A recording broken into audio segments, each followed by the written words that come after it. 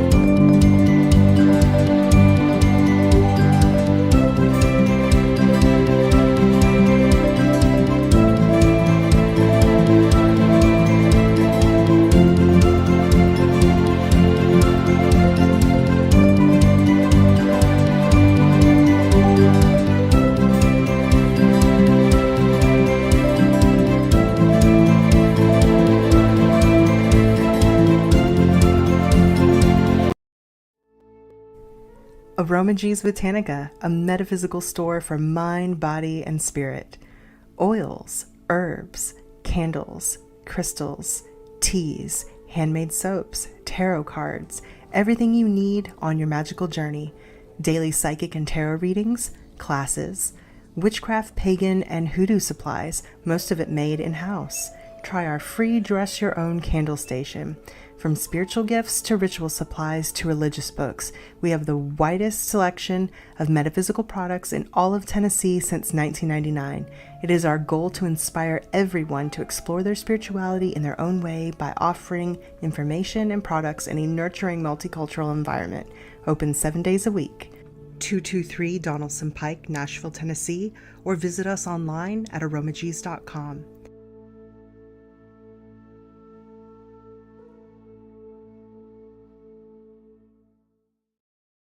Oh, fire, fire, oh, fire, call fire department.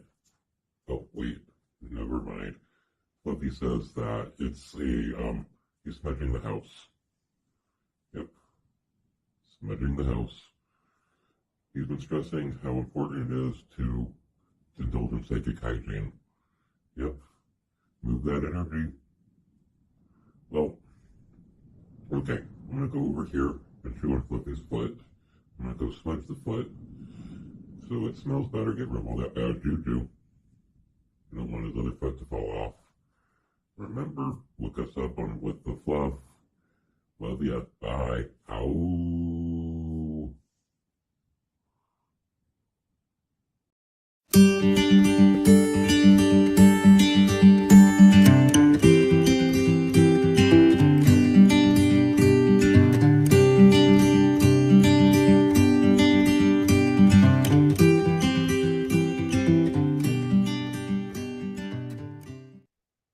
Hi, everyone. It's another episode of Everyday Witchcraft.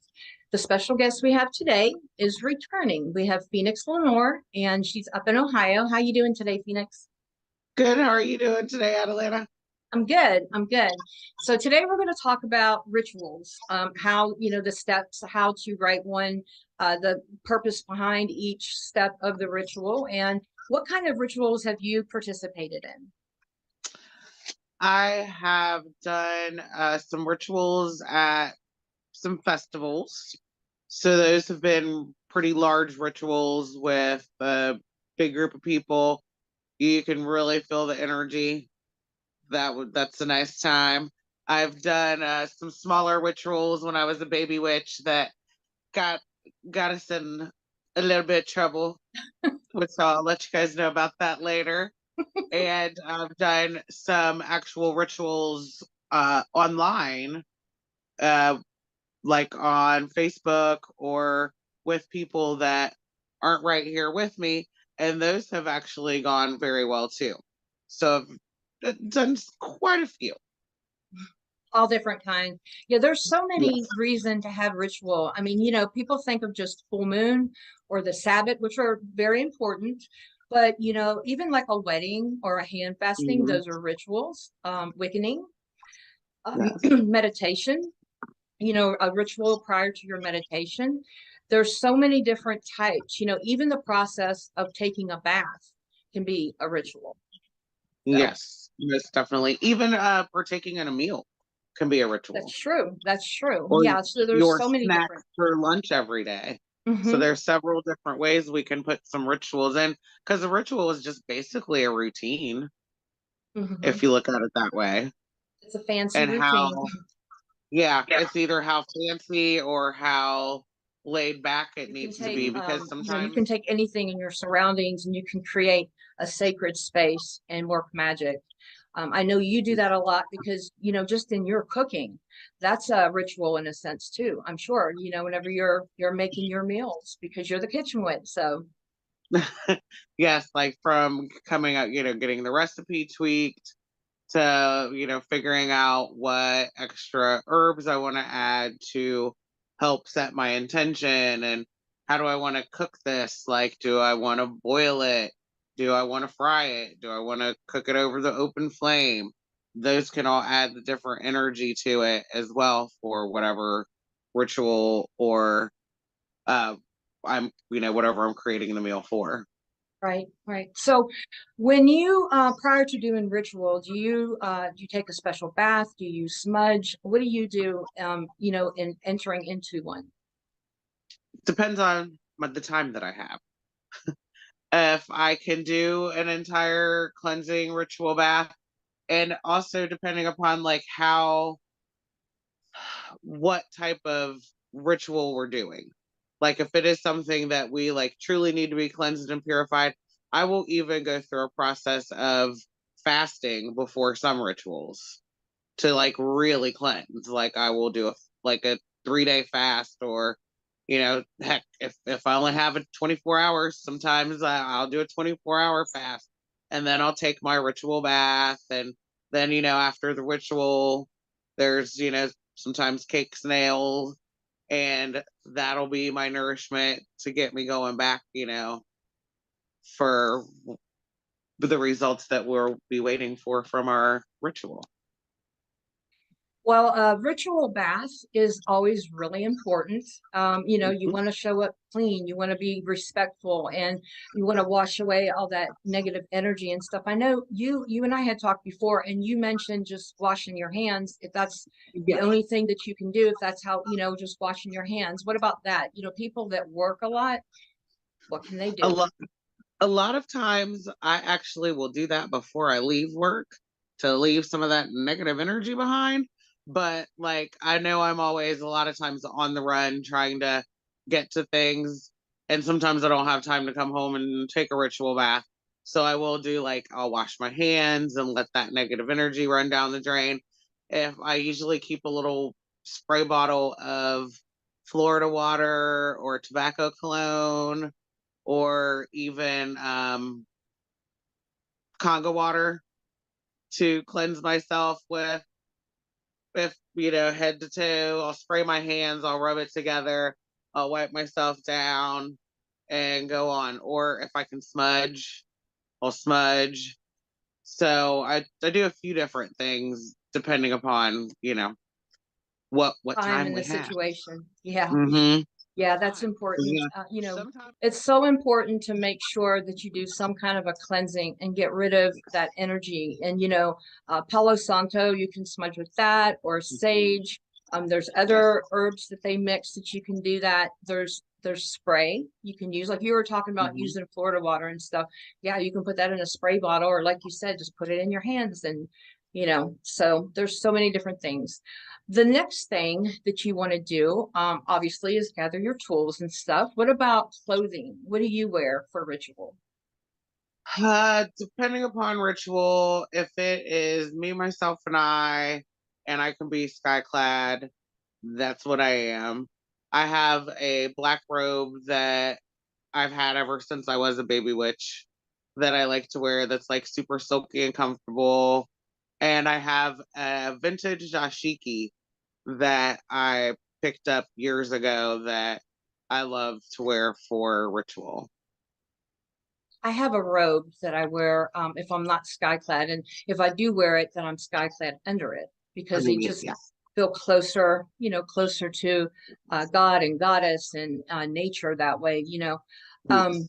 but as far as clothing and jewelry and stuff like that, it's important to remember to keep your ritual clothing and jewelry separate from your daily wear, Yes, because indeed. it's special and it's blessed and it's consecrated. Do you do that with your clothing? I know tools and stuff, we all consecrate them, but with your I know with mine I do. I have, and yeah, I've consecrated everything that I've worn ritual wise. I was like, I had to think about that. Like, have I done all of them? Yes. Yeah, I just do it whenever I consecrate my tools. I go ahead and throw all my stuff together and just and Yep. Do it all. do it all at once. So Yes. well, the first thing, besides cleansing and the ritual bath, is you want to kind of set up your foundation and cast your circle. And it's important that you do that because you're building like the foundation. You build a foundation, and then you ask God and Goddess, Great Spirit, ancestors, all them to come in.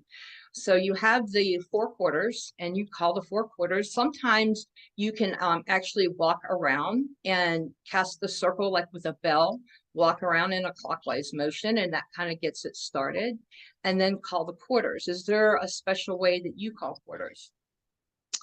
No, I generally will call on the elements a little bit more, um, instead of, it's kind of more simple. So I like to call on the elements. And then I also, depending upon what spell I'm doing, I might start with the north. I might start with the east. I might start with the west. Or, fire might be the behind that particular ritual that I'm doing, and I'll start with the south because we know that we're gonna come back and close all of those in reverse and make everything tidy again. But I like to do that, and if it's just a general ritual, I'll do north or east. I start with north and or east predominantly. I never really Mhm. thought about starting in other directions until you and I were talking.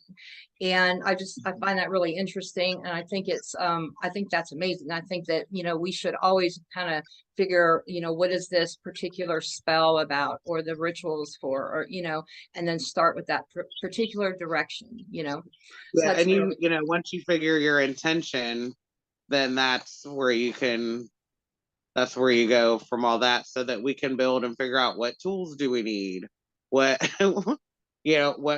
what dress are we wearing, Mhm. is there going to be more than one of us doing this together, so it helps us kind of do that basic outline and figure out what we need and then keep it moving so that the ritual goes super smooth for us. What about calling in God and Goddess? Do you call in both, or do you just, because a lot of people just call in Goddess, but what do you do with yours? I like to call in both. I like that balance to be there. It But then there are some rituals where, and it is really more or less the goddess that I'm calling in, but I have uh read some rituals that I've looked up that some have even just called in the god, depending upon the work that they're doing. So I think that's, it's one of that's once you figure out your intention, then that helps me figure out, am I calling in both of you, which I generally do.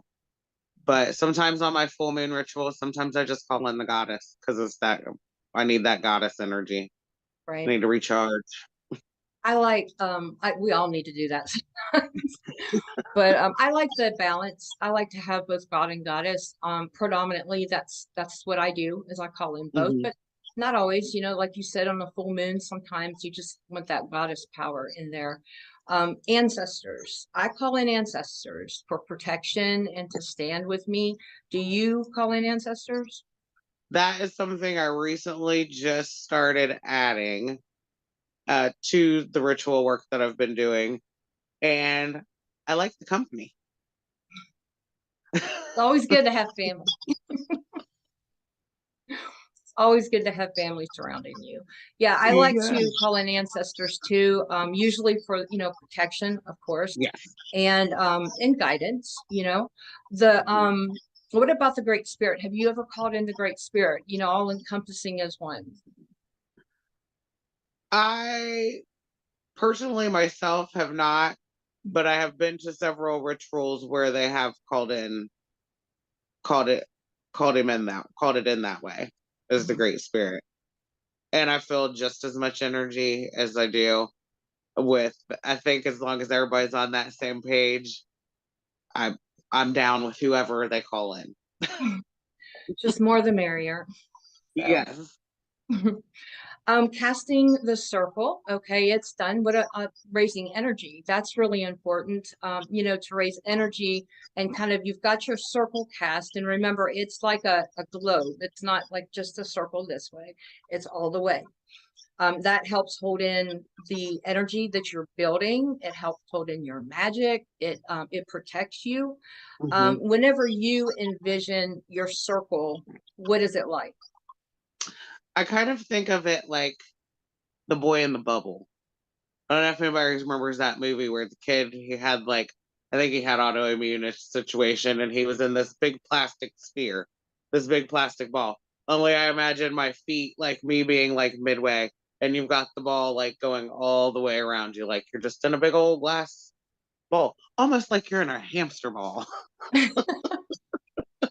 And you've hamster got ball. all the protection around you. But I generally, raise it in white or think of white light energy. But if I'm doing like love spell or if I'm, thinking a love ritual, I might envision the sphere in pink. If I'm doing healing for someone, I'll envision the protection around us in blue. So I switch up because I like to use color a lot. So I'll switch that up in my mind's eye. It helps me build a stronger area of protection for myself.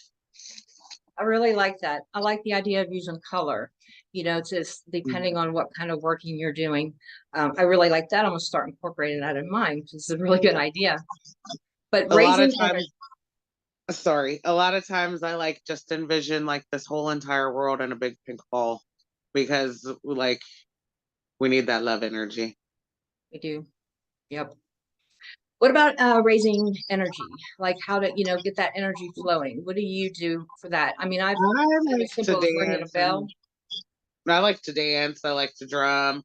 I have a bell. I have a rattle that I use quite often. But definitely drumming and dancing. If I could sing, singing would be up there. I have a girlfriend that chants to raise energy, and it's amazing, and it does wonders. Heck, I even dance while she's chanting. I mean, Get it we going. raise all sorts of energy when it's time to raise energy. Absolutely. And it's important to do that because that's what kind of gets everything moving and getting that magic going, Is it, Yeah. what kind of workings do you do? Do you do all your spell work with ritual or do you do some spell work without the formal ritual setting up? A lot of times, my stuff is I just do something super basic. It's not anything really elaborate unless I'm working with other people, then I do a little more elaborate stuff.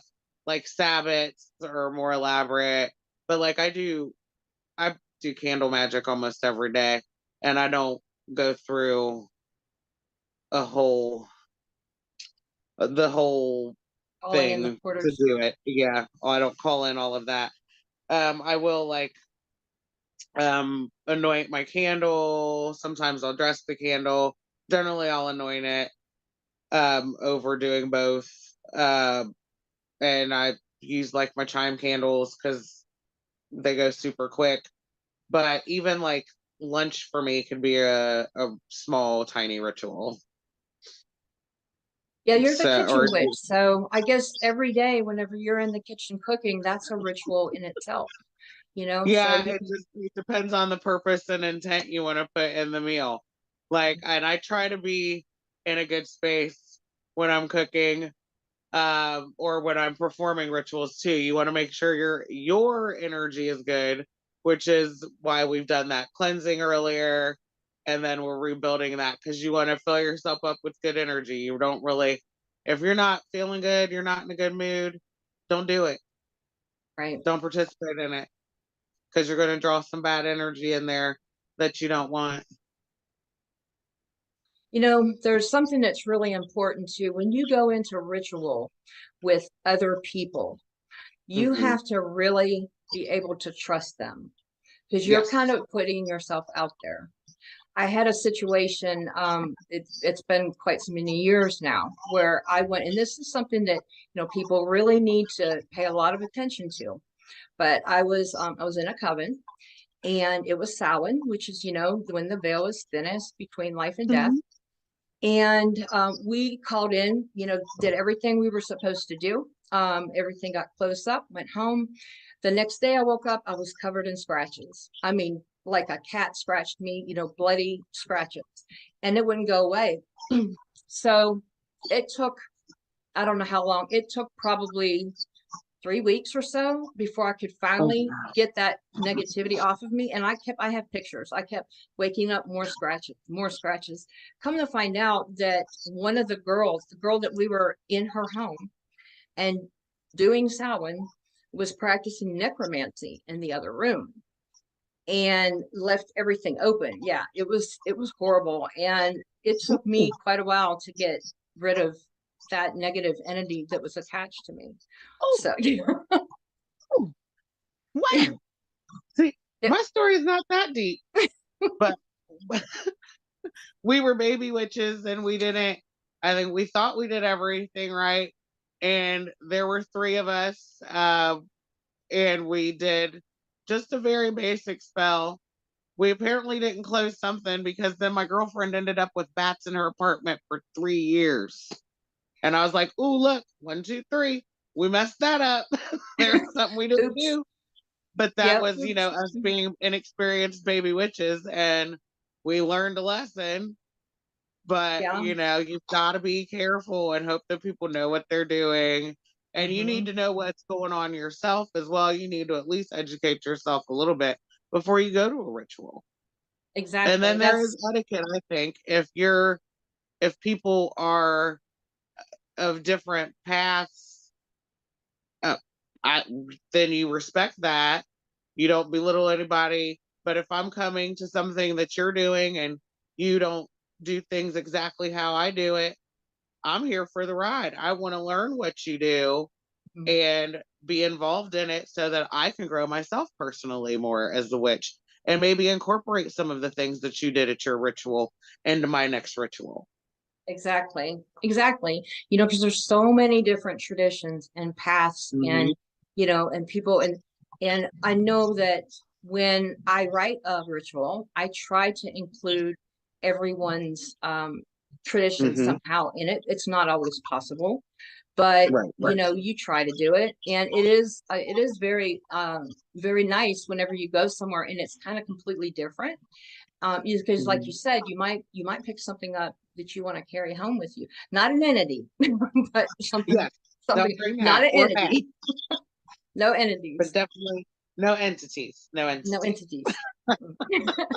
We just leave them where they are. So yeah, do you What do about like a working? magical working? Do you do a spell? Do you do like a teaching, or all of the above? All of the above, pretty much. I it it really depends on what we've got going on.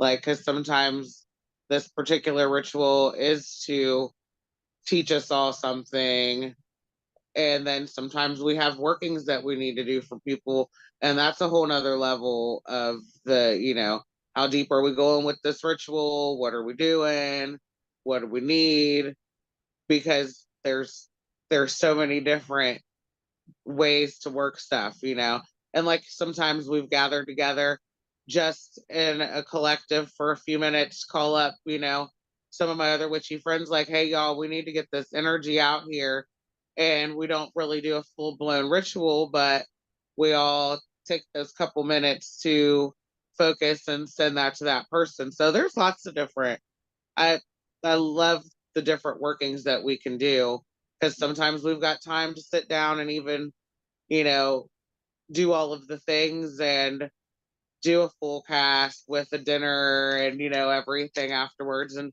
sometimes we got 10 minutes that we can get together with a group of our other witches and perform a quick ritual for someone.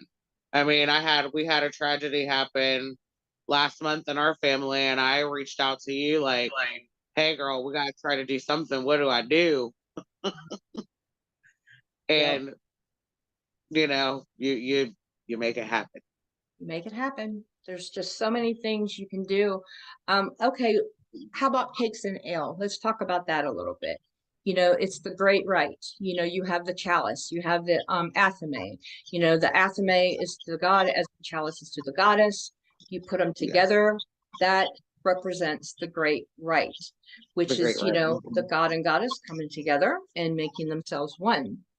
So, as far as cakes and ale, a lot of times, you don't have to have beer or wine if you don't drink. Right. You can use grape juice, you can use soda, you can use whatever you have around the house, and cakes, we call it cakes. It could be a piece of bread, it could be a cracker, any of those things, but it's so you never thirst and so you never hunger. I know with you being a kitchen witch, you probably get a little more elaborate though, right? It depends, like, because sometimes, like, if it's just me, I will get my sometimes glass of wine, some cheese, some crackers, a little bit of fruit, and I'll have that's my cakes and ale. Or sometimes it is like I'll grab a cookie, Mhm. or I love cheese strolls, like just very easy stuff. Or like you said, sometimes it's just a piece of bread Mhm. with some good old butter on it. Mm-hmm. Something And simple. wintertime I like to do like hot tea Mm-hmm. instead of beer or wine or something. Flavored waters, you can use those. Heck, you can make yourself some spa water, and then even the fruit that you put in there, or the veg that you throw, like the herbs that you throw in there, you could honestly make them work with the ritual that we just got done doing, and refresh yourself still inside with even more nutrients from what we've just done. It's important to, it's the representation, not the formality, Yes. and these little things that we're talking about, it's the representation and the intention that you're setting. Yes. You don't have to have all the bells and whistles and things like Whistles. that, like tools. I like to use tools, but not Yes. everybody does that. A lot of Mm. people just use their hands, their finger to Yes. point to cast, things like that. Sorry. I So also, with it's the really cakes and ale after ritual, that kind of gives you time to come down. Because, like, there is a level of high that comes with being in ritual. Like, that energy, you need to get yourself back in the out of the metaphysical a little bit, and come back in, especially if you got to drive somewhere, honestly. Like, you really need to get back in your headspace, and that's a lot of times what I take my cakes and ale as time to kind of ground, because you are grounding yourself and coming back into your space. Right. Yeah, that's important. You actually can get high. You have that sensation that you're actually high whenever you're in a high energy place and you're working all that magic, and you can't come down, you know. You have to ground, center, release, shield, all that kind of stuff. It's important, you know, and that doesn't always happen. Now, I know that during ritual itself, if you don't do it, when you're done, you should at least, you know, do it yourself. We hold our things online, our little rituals online, and you know, we're coven sisters, so you know, and a lot of times we'll do that grounding. But even if that doesn't happen when we're together, when we're done, everybody should make sure that they do that. It's really important, you know, and that gets forgotten sometimes. Oh yes, a lot of times after ritual outside, like people literally see me hugging the tree, barefoot hugging a tree. They're like, There's "What is nothing she wrong doing?" with it. If you know, you know. Some people don't know. Some people don't know. That's cute. Like, Yeah. therefore, I get called a tree hugger quite often. I don't mind that title. I don't mind that title at all. But Yeah. like, if you know, I'll take my shoes off and ground myself. Like, say you're indoors and you really have nowhere to ground yourself. The whole like washing the hands thing and letting that energy go out the drain. Or a lot of times, like I've got plants, so I'll mess with my plants. At Oh, least get that's a my good finger idea. if I can't go outside, because like right now it's snowing out there, and I'm not going to be barefoot out No. there. But if I can handle something inside like a plant, or I'll even take hold onto some crystals and just let that energy go. Which crystal do you find works, or crystals do you find work the best? Uh, Something like selenite? Honestly, a lot of times I just have quartz. I have a really nice chunk of rose quartz that I've gotten that I like. And also, I have a chunk of amethyst that I like to use myself. I like the amethyst because of the calming, the rose quartz because of the love property, and just regular quartz because it's like the do all universal, like white candle type of stone for me. Let's talk about that for a minute. You mentioned the white candle. Whenever you're calling quarters, okay, we know that there's different color representations. You know, north is green, east is yellow, and south is fire. It's red. I have to think about it. West is blue. Okay, I think I got them right. If you don't have that particular color of a candle, because a lot of times that's what we use to represent the different Mhm. corners, what do you do? I'll substitute white, or generally I'll substitute white. Or there's, usually a couple other color references that associate with each color. So, like, say you don't have red, but you might have orange Mhm. for fire.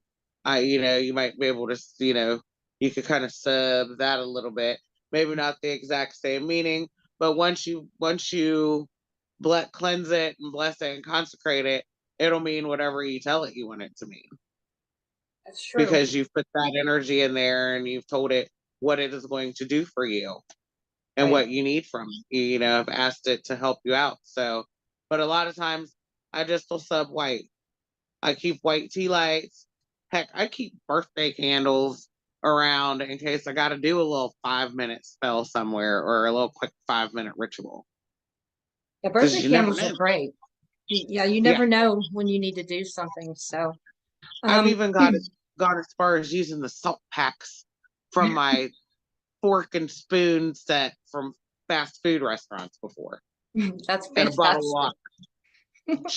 The weirdest, strangest experience that I've ever had was, I mean, I can't go into it too much because, you know, you're not really supposed to, but I'll just give you a general idea. Being initiated into a coven, there's different, you know, processes that you go through and different steps that you do. And like I said, I can't go into it too much, but I was being initiated into a coven for one of my degrees. And let's see, how do I put this? Well, there was candles everywhere. It was in a living room of someone's house. There were candles everywhere. The candles went off and set the fire alarm off, right? Now, we are blindfolded, and we're on the ground and blindfolded. And there's a big pentagram, which I didn't know because we're blindfolded. I didn't know the pentagram was there at the time, but there's a big pentagram on the floor. And the alarm went off. We shut it off, or the high priestess shut it off, and then came back. We continued with ritual, and the fire department showed up. So when they showed up, and they just kind of opened up the door and they looked in, she said, like I said, I was on the floor, and I was blindfolded, so I didn't get to see anything. I could hear everything. But yeah, she said that the guy just kind of looked in there and was like, okay. And then they shut the door and they left. So yeah, that happened. Oh man.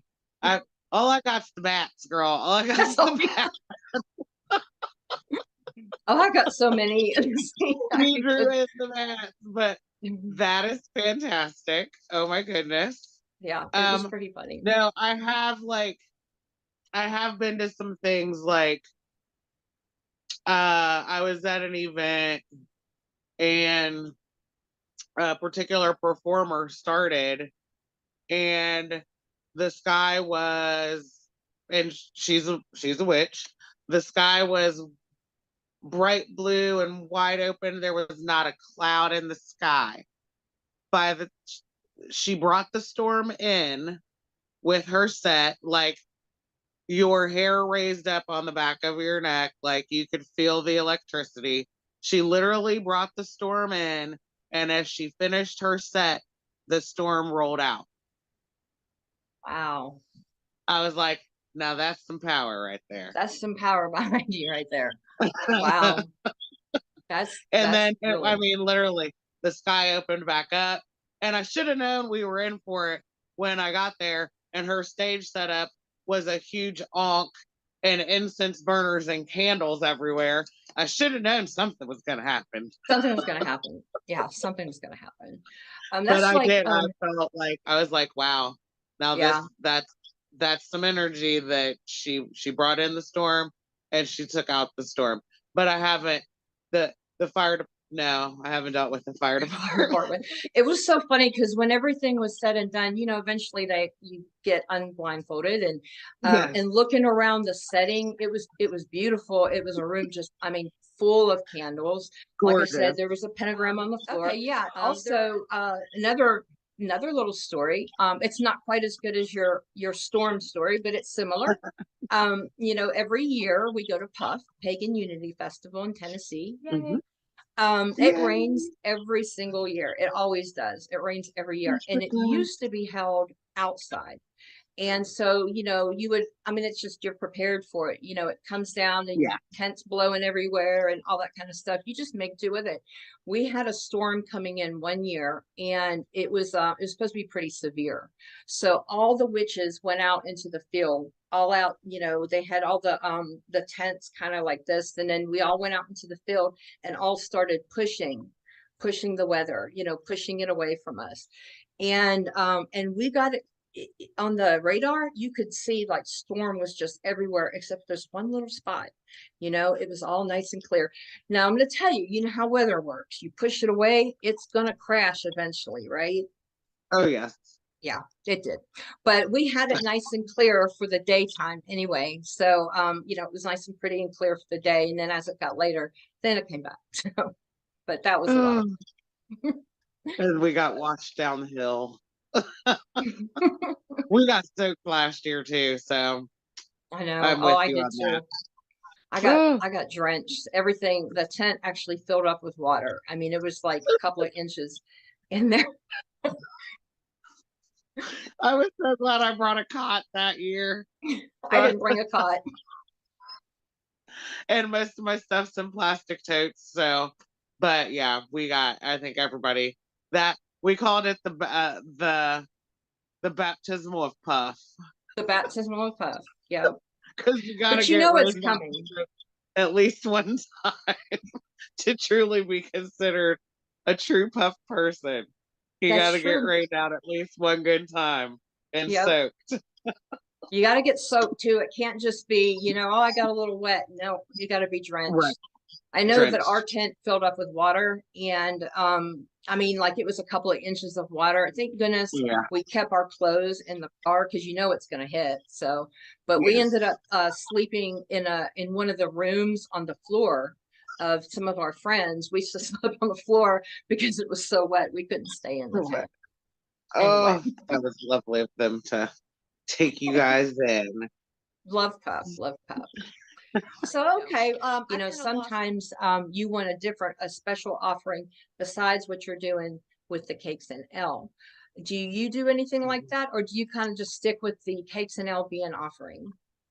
I generally stick with the cakes and ale, but sometimes when you go to some offsite, some rituals elsewhere, people will ask you to bring offerings.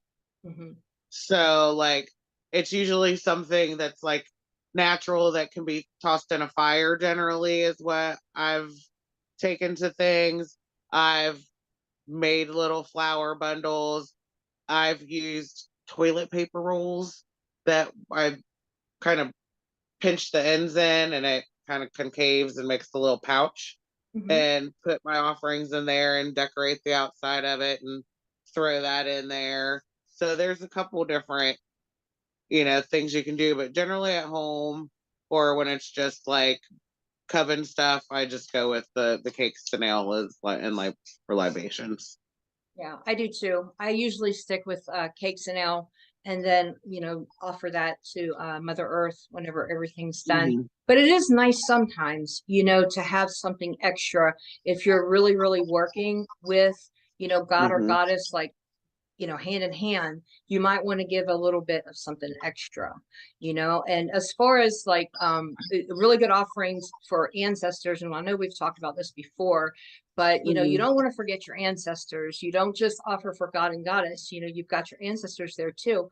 You can always do whiskey and tobacco. Those are two Hmm. general offerings, and a lot of times for God and goddess you can just have a separate glass of wine, or separate cakes if you're doing something special, or flowers. Hmm. I like the idea that you said about taking a little toilet paper roll and putting your stuff in there and decorating it, making it all pretty. That's a really good idea, that I'm definitely going to use. So, but Right. yeah. And we're recycling a little bit. Mm-hmm. Yep.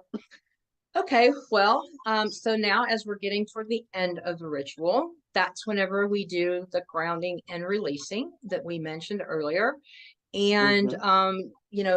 like you said, you might go outside and hug a tree. And sometimes you do it at the end of ritual prior to opening up the circle, or sometimes you wait till after. I don't really think that I don't think there's a rule for that. Do you? I mean, do you do it always after the ritual, or sometimes do you do grounding during? Like a lot of times, if it's group, I generally think it happens most of the time during. Mhm. And then if it's like just me, because I'll do a lot of stuff solitary, So if it's just me, then I sometimes just ground afterwards. I'll Mhm. meditate a little bit or something to About, come down. what about kids? Okay, you and I were talking the other day about children in ritual. Let's kind of talk Yeah. about that a little bit. Well, and I've just with my granddaughters, I've got a little baby witch, and she wants to know like all of the things. Like my boys really didn't want to be bothered with it. They knew I'm a witch. They go on about their business. They just let it happen. But with her, I started looking up some stuff and looking into things because I wanted to see how to incorporate her into stuff and, make it easy for her. A lot of times, the kids' rituals, you want to make them like shorter and Mhm. lighter in atmosphere. You kind of want to practice with them a little bit, kind of like they're learning a play, that way they are comfortable with how the ritual is going to go. It gives them a chance to stretch their skills, their spiritual skills a little bit and build some confidence. uh, and I'm gonna let her call the quarters. I think that'd be great. It's something, one of the first basic things that she's going to learn anyway. And I think it's going to be great for her to be able to do that. And then she also feels like she's got responsibility in the ritual, and that they're, that they're wanted there. Mhm. Also, it prepares them for when they are going to be adult witches doing their own work. She want them to go in knowing what's going on. A couple of the rituals that I looked into to do with the kids were helping find her animal guide, Mhm. and her tree guide, or her tree, and also teaching her a little bit of a healing ritual, because as a kid, sometimes your sister might fall down and scratch her knee, and I want you to be able to uh, give her a little poof of healing energy right there, so you guys can get home until you get it cleaned up. Just Mhm. certain little things that really, as in a kid's mindset, I would, hey, they fall, they scratch themselves. I'm also a klutz, so I fall and I scratch myself too. Me So I too. like that I have friends that can help me out in case it's a lot more serious than Then a a scratch, scratch. But I definitely love the idea of her being able to, or any kid, I say her because I'm talking about my baby witch, but being able to like call in the quarters and then help with, a lot of times, since I am a kitchen witch, they're in helping me make like different herbal preparations and things already. But one thing I can do, which would be like a teaching spell or ritual, would be to put like, actually, here's how you put the intent of healing into this salve that we just made. Or That's a this really good idea. is like, we're making this soup. So why are we using this garlic, or why are we using the chili powder? What are the energies that we're bringing in from these herbs and this food in general? Why are we using lamb? Like with Imbolg coming, a lot of lamb and goat is probably what's going to be on my menu, will be lamb of some sorts, Mhm. because it's a representation of Imbolg, Mhm. and bringing in some herbs like mint or something to go with that lamb or that goat. They accompany each other well, but there's also different properties that mint has that we can work into that magical rite. So I love bringing the kids in with the food, because all my kids love to eat.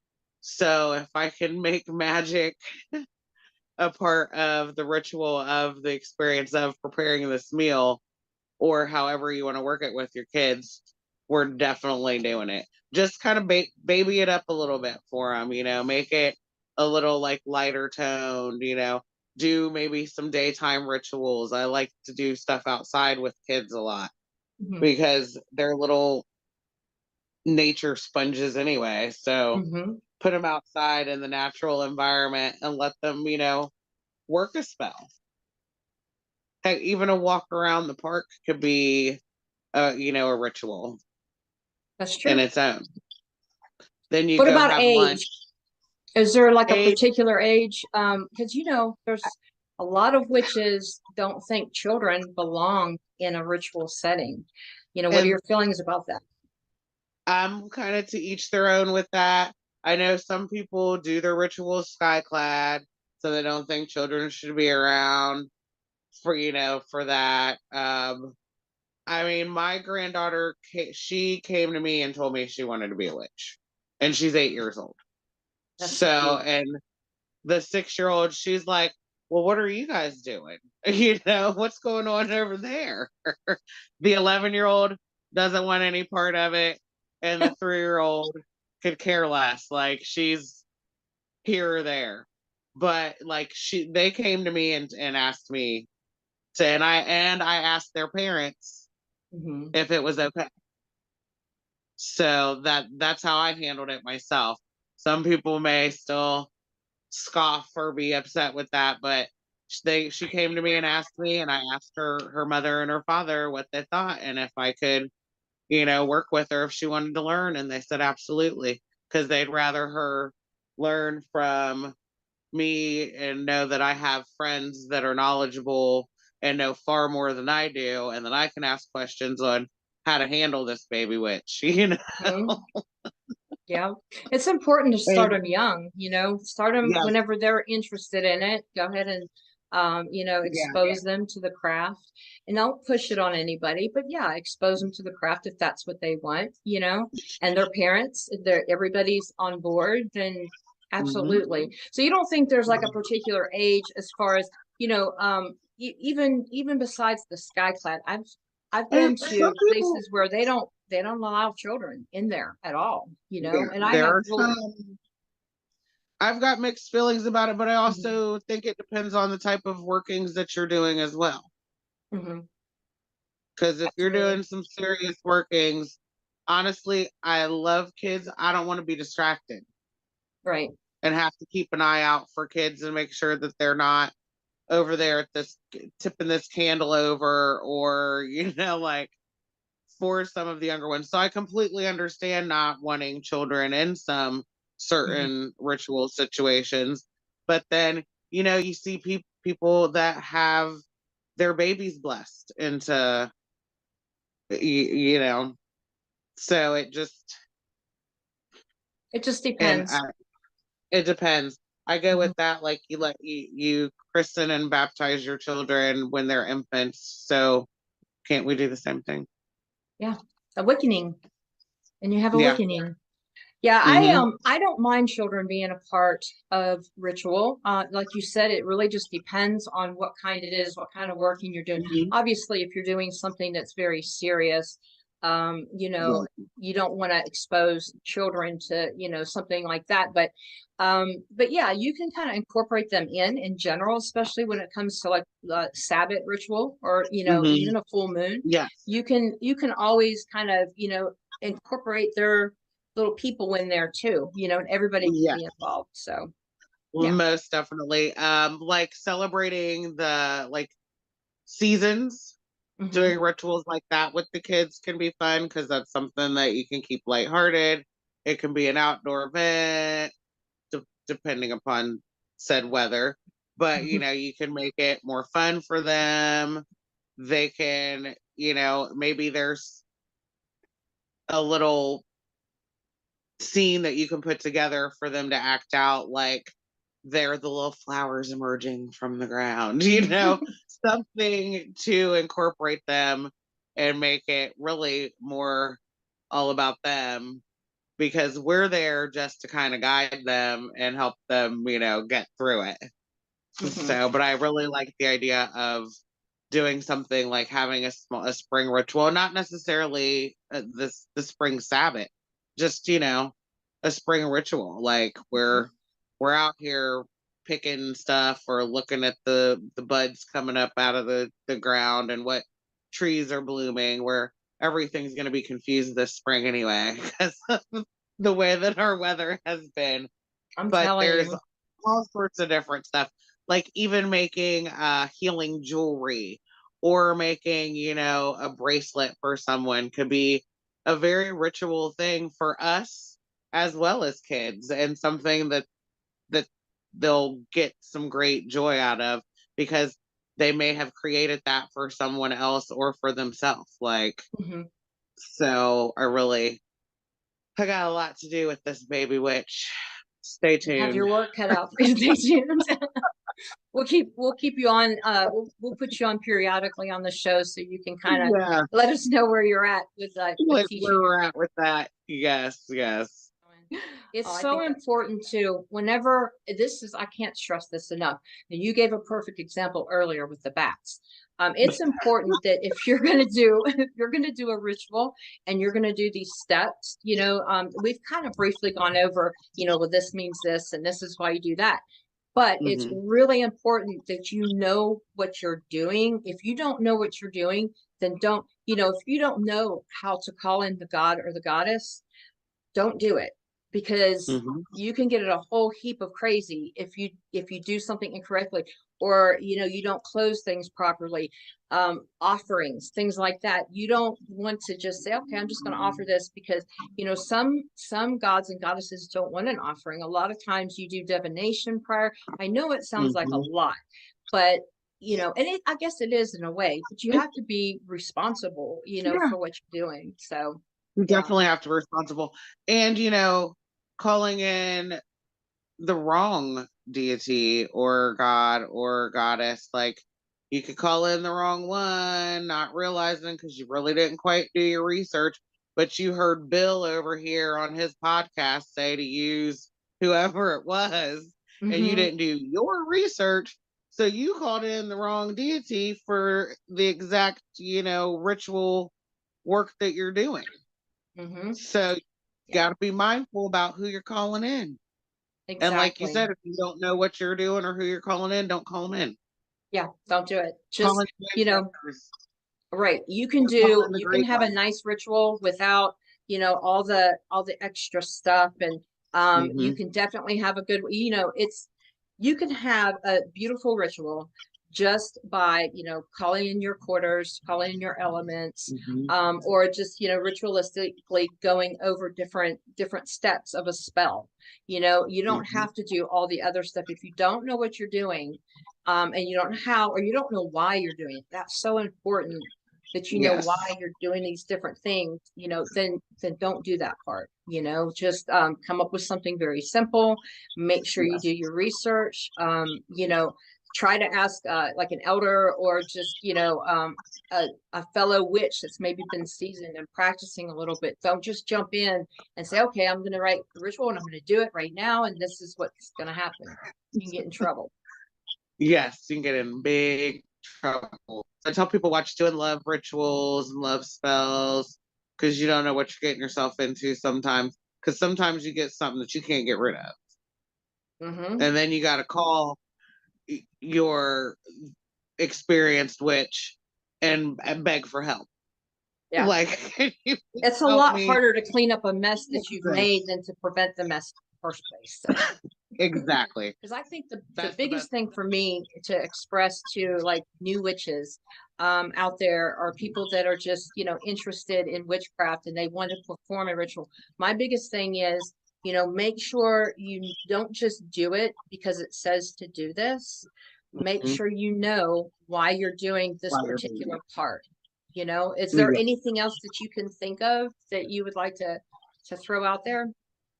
Yeah. Just working safely, like protecting yourself and, you know, looking at your space. Because, you know, some people can't have candles where they're at because they have oxygen or there's something going on in the space. So you might have to use a battery operated candle. Or if you're somewhere and you're renting a space, you might not be able to have live fire. So you might have to have somebody bring extra batteries and bring the battery operated candles. So just be mindful of the space that you're working in, but always protect yourself and just be safe. Be safe. And you don't have to Mm-hmm. have all the fancy tools. Just to throw that in No, there again. You don't have to no. have them. It's nice to have your tool. I like to have tools, but you don't have Yes. to have all that stuff. You can just make your sacred space very simple and where you're at. Mm-hmm. So, but yeah, education on it is one of the biggest things, and safety for sure. There's no doubt. Almost definitely. Well, Yeah. I guess that we're at the end of another show, and I thank you so much for coming on here. It was so good to see you again, Thanks for having me. It was and wonderful to see you. we'll have you back. Blessed All right, be. I'll see you soon.